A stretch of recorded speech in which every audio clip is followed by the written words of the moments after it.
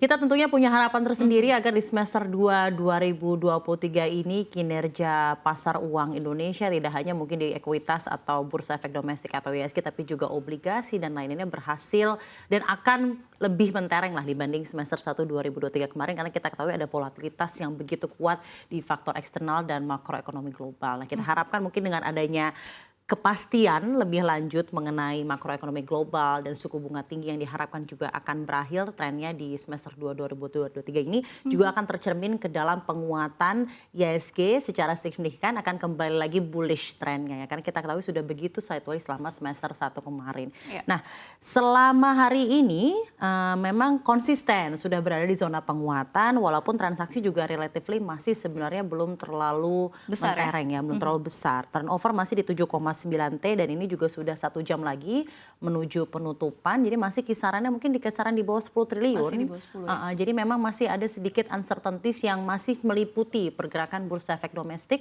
Namun mungkin ada secercah kebaikan juga hari ini adalah ya memang menguat ya hari ini setelah memang beberapa minggu terakhir terkoreksi cukup dalam apalagi di hari terakhir penutupan semester 1 juga terkoreksi dan memberikan secercah juga sedikit rasanya ada putus asa gitu ya. Kok semester 1 kemarin malah ditutupnya melemah. Nah, kita lihat bersama hari ini penguatannya di 0,25% saat ini atau 6.678,27. Kira-kira analisanya mungkin seperti apa Safira di hari ini? Ya kalau misalkan kita melihat begitu ya, kalau pada minggu kemarin sebelum libur panjang begitu ya, ISG cuma bisa dalam perdagangan dalam cuma 2 hari saja begitu ya. Jadi memang kalau misalkan kita secara year to date pada 2 hari di terakhir minggu lalu ya memang masih terkoreksi sekitar 2%-an Syafirinas.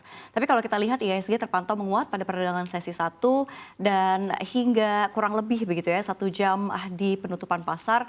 Perlu diketahui memang hari ini merupakan perdagangan pertama ya, perdana di semester 2 2023 Syafirinas.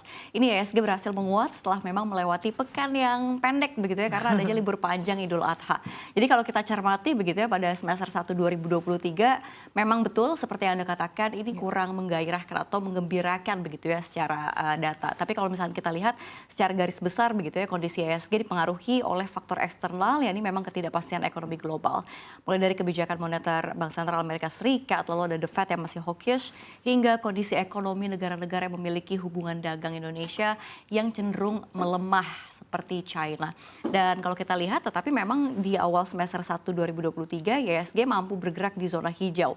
Nah, investor ini memang berharap ya ada punya harapan tersendiri. Ya, harapannya. Ya, bahwa di semester 2 2023 ini pergerakan pasar keuangan dapat lebih stabil lagi tentunya dengan kondisi global yang diharapkan terus membaik dan ada kejelasan begitu ya apalagi dari datangnya dari isu-isu eksternal. Dan kalau kita lihat begitu ya beralih ke pergerakan pasar hari ini memang berada di zona hijau, penguatan tersebut juga cenderung mengikuti pergerakan bursa Asia Pasifik yang tadi sudah disebutkan dan juga bursa Amerika yang memang kompak seluruhnya berada di teritori positif.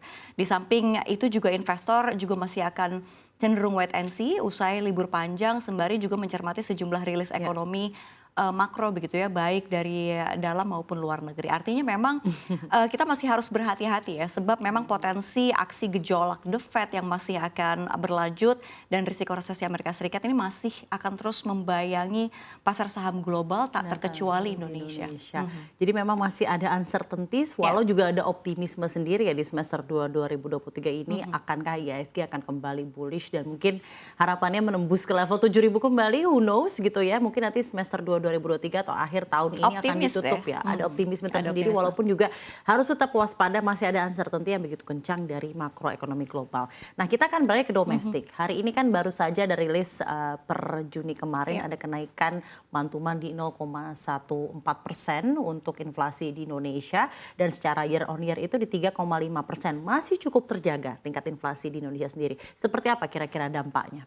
Ya, kalau kita lihat memang dari domestik baru saja BPS merilis begitu ya data inflasi Juni 2023 sebesar 0,14%. Ini secara mantuman, sementara dari secara tahunan berada di kisaran 3,52%. Nah, kalau misalkan kita lihat begitu ya, jika kita bandingkan dengan posisi inflasi di bulan Mei, ini tercatat 0,09% mantuman dan 3,0% year on year.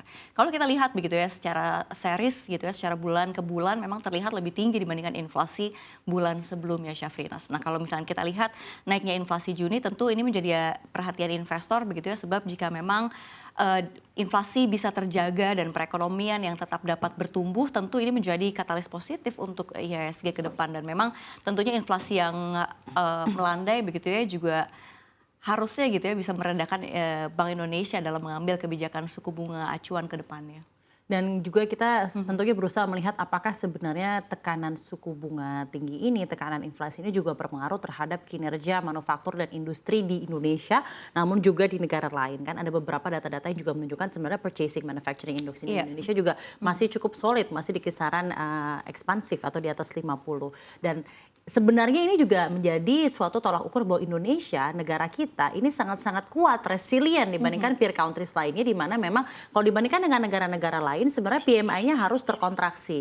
Nah, di satu sisi seperti apa data PMI ini juga kita bandingkan dan juga pengaruhnya terhadap sentimen di pasar keuangan di Indonesia sendiri. Iya, Syafrinas, betul sekali. Ini menarik ya. Kalau kita lihat data PMI memang menjadi tekanan ekonomi global dari inflasi dan suku bunga tinggi di banyak negara. Belum juga kalau kita lihat ini belum berakhir. Purchasing Manager Index di beberapa negara maju gitu ya, di emerging country juga masih patut dicermati di tengah kondisi saat ini, sebab memang data PMI kerap digunakan begitu ya untuk memahami kemana nih arah ekonomi dan pasar serta mengungkap peluang ke depannya. Kalau kita lihat memang data PMI manufaktur Indonesia di Juni 2023 juga menunjukkan angka 52,5. Ini angka tersebut naik dibandingkan bulan sebelumnya di 50,3. Ini menunjukkan kondisi manufaktur ini juga masih ekspansif begitu ya, dan masih baik sekali. Memang kalau misalnya kita lihat kendati demikian, rilis data manufaktur dari berbagai negara di dunia seperti China gitu ya, Amerika Serikat dan juga Jepang ini masih menjadi perhatian, sebab memang belakangan sempat mengecewakan dan nyatanya memang pemulihan belum sepenuhnya terjadi terutama bagi negara-negara maju.